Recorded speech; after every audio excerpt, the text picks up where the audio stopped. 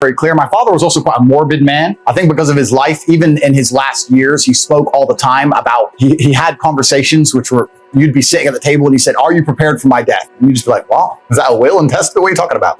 Like, are you prepared? Like, he'd talk about dying. He'd talk about me being the oldest son. He'd talk about me having to carry the torch. He talked about this stuff a lot. How soon did he start doing that? At what age? 19, 20. He's talking about what that's going to mean. He's talking about how I have to carry the family torch. He's talking about my responsibilities and duties. He's talking about the fact that I need to evolve and be a better version of him. He talked about these things a lot. Now, he also used to, till the day I was an adult, he still had a superior complex over me, and I respect it. My dad used to say things like, "Oh, you're champion now. You know, there's probably only one man left who could whoop your ass." That's who he was, right? He still believed he could beat me. You gotta love that, though. Yeah, he still believed he could beat me. That's who he was. He's like, "Nah, you're maybe champ, but there's one man left who can whoop you." And I had so much respect for him. I was like, "Yeah, because you know, you're right." So that's just how he was as an individual. I think it's the opposite. He set such a high standard in certain regards. I knew I couldn't just be some normal guy. I'd feel guilt. I'd feel dirty if I was just some normal dude. Like, I can't just be, I'm his son. You know, like in the old movies when you watch Conan, they say, "Tate, the son of da-da." I was always the son of Emery Tate, even at the chess tournaments. It's the son of Tate, the son of, the son of, the son of. The expectation was there, and instead of it preventing me from creating my own identity, it was actually the opposite. So, okay, I have to be fantastic. And I was cerebral enough. I said to my dad, "Look, I can't be as good at chess as you can. I don't think I can do this." And they said, "Well, you could.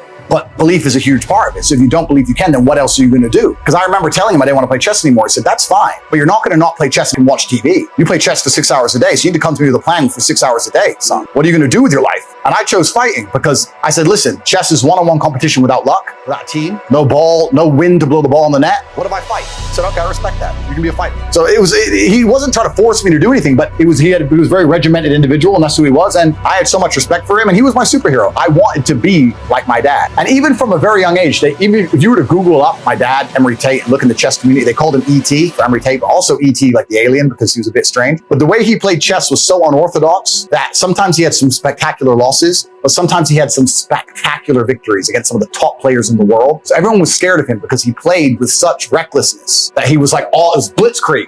If you get through it, you survive, you get to beat him. But when it's coming hard and the heat's on, he destroyed some grandmasters so badly that they took like a year away from tournaments, like genuine like embarrassment. That's how he played. So nobody wanted to play my father because it was a risk, right? Because he's only top 200 in the world, but he's smoking top 10. Sometimes he loses, but sometimes so he was an anomaly. So whenever I went to a chess tournament, they're like, "Tate's here, Tate's here." There's always the rumbles and Tate's here. So the name was always feared. And I think that was part of it for me. I wanted, when I turned up to a fight event, "Tate's here, Tate's here." I want my name to mean something, right? I want it to mean something like, and that was always very important to me. And I was just told, "Look, you want your name to matter, then you have to go make it matter. It's not going to matter by default."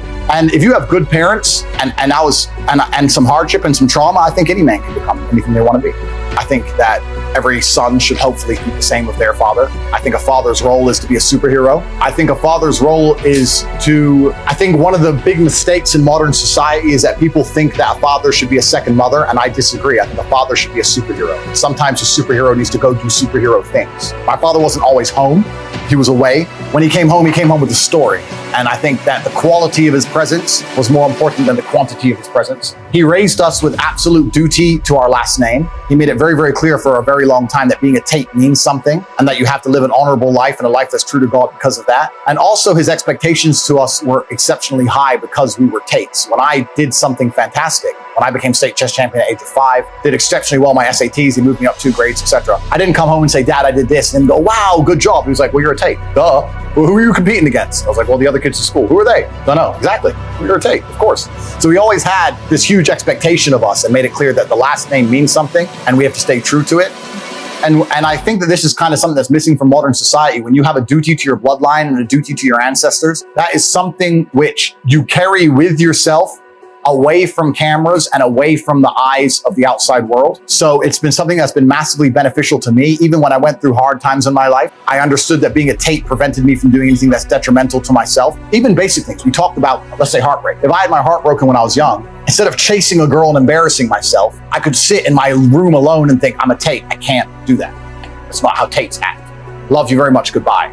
because I felt a duty to my last name. So what he did exceptionally well was instill duty to the bloodline and duty to the ancestors. We understood who my family were, understood where we came from, knew who my grandfather was, my great-grandfather was, etc. And he always had very, very high expectations of, and it's often interesting, people say, you know, if you have too high expectations on kids, it's bad for them, da-da-da. I can only talk from my personal experience. The fact that such high expectations were held for me were a massive benefit to me. My father was a disciplinarian. He was also in the Air Force. He never beat me. He never abused me. I say this all the time. Once again, I say this in YouTube videos. I don't argue with people. If I get in a disagreement on the street, I don't argue. I don't, hey, bro, you parked. That's not who I am. I'm like, okay, bro, leave it.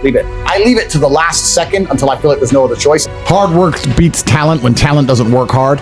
And it doesn't matter what genetic disposition you're born with. If you truly try your best, you can be in the top 1% of the planet. I have absolutely no doubts about it, because we're living in a world which isn't even that difficult to excel in. The world's ultra competitive, but there are a few people like myself, my brother. We understand the game. We're trying our very, very best to win. But the majority of people out there, especially men, aren't trying to win. They don't realize they're playing a game. Speak my truth because I believe it's my job as a man to speak my truth. I don't do it to be liked. I speak it because I believe it, and I'm always going to do that. And if public sentiment shifted and everyone decided to hate me, I would continue to say exactly what I'm saying because it's what I believe. I'm speaking for a large group of people who feel the same way I do. A lot of the people who are fans of mine and genuinely listen to my advice, their lives improve. And that's where you have this passionate response, because if you've become a Tate fan and in the last 2 years, you started to really study stoicism and really go to the gym and get in good shape and get your finances right, etc., your life in real time has improved. So you're like, you're saying Tate's bad. He's made my life good. So I like it. So they're very passionate in their defense of me, which is fantastic. Net worth is subjective, like we just discussed. I think it's more about how much and I don't even think it's how much money you have in the bank, because you can tear through any amount of money. It's how much money you're earning. I think a good life costs about $1 million a month. A month is a good life. $500,000 a month is doable, and you can still live good. But if you want to really truly live like the best human experience, it costs about $1 million a month. I've had this conversation with a bunch of people, and my basic premise is that I refuse to believe in things that take power away from me. So I don't like the idea when someone explains to me the idea of one day waking up and being miserable and not wanting to live anymore, and it's nothing to do with my circumstances, and I have no power over it, and no matter how good my life is, I'm still going to feel terrible, and I'm going to want to. That's not an idea I subscribe to. That's not a reality. Feeling depressed is real. Depression as a disease, I do not subscribe to. The idea, I believe, that if you feel depressed, something is depressing you, and you should try your best to fix it. You should take control of your life and do your best to fix it. The idea, but they don't say that. They don't talk that. They say depression like it's this magic thing that comes out the sky and it gets in your brain, you're sad no matter what, and there's nothing you can do about it. And I think that's a very bad way to look at the world, and that's a bad idea to subscribe to. And if you start to feel depressed, let's say your girl leaves you and you start to feel depressed, but you believe in the idea of depression, you're now going to start diagnosing yourself as clinically depressed, self-hypnosing yourself into hypnotizing yourself into being clinically depressed. And it's amazing how you can speak things into existence. I cannot become depressed because I don't believe in it. Even if I had a chemical imbalance in my brain, I do not believe in depression. That's just who I am as a person. I don't believe in it. I do not believe in things that take power away from me. And people sit there and they try very hard to convince me it's real, which is actually quite interesting because it's always usually depressed people who sit there and try very hard to defend this idea. If you're so scared, if depression's so terrible, why are you sticking up for it? Why are you fighting so hard to convince me it's such a powerful force? Why shouldn't you be doing the opposite? Shouldn't you be listening to me? Whose team are you on? Like, do you want to be depressed? Like, it's insanity, these people who are so desperate to push this idea. We can look at situational depression like you just described. We can talk about brain imbalance and chemical imbalance. We can talk about clinical depression that you get and it's chronic and there's nothing you can do about it, whatever. Let's pretend all these things are completely true. The best option, the best thing to do is still to get up, be an adult, control your emotions, be stoic, and do the things you're supposed to do day after day. Laying in bed and doing nothing is never going to be the best option. The best option is still to go to the gym, to work hard, to run your business, to be successful. So it doesn't matter. We're talking about the different positions on the chessboard. But if the rules of the game remain the same, regardless of the position you're still trying to win, you still have to do the same things. So does it even matter at this point? If you come along and say he's depressed because of X and he's depressed because of Y and he's depressed because of Z, and the answer to all of them is still the same thing, then I don't get why you're depressed. All I know, what I will say as a matter of fact, is this world is hyper competitive, especially as a man. Most men are walking through life and they don't realize that it's constant competition. I was driving here, even as I was driving here, I was looking out the window and I was looking at all these people just walking around. One of them had a croissant. One of them was dressed like because it's London. He thinks he looks cool. Some of the dude just talking on the phone. Some other guy with headphones in, waiting to even hear it coming. And all these NPCs, I'm just looking at them going, do they realize they're in endless, constant competition? Every single pound they want, someone else wants. Every single girl they want, someone else else wants. There are people like me out here. I will destroy, you could get all 30 of them in a room and I will sit by myself and absolutely annihilate them in any single metric. And they're just sitting there floundering and wandering through life unaware of how competitive the world is.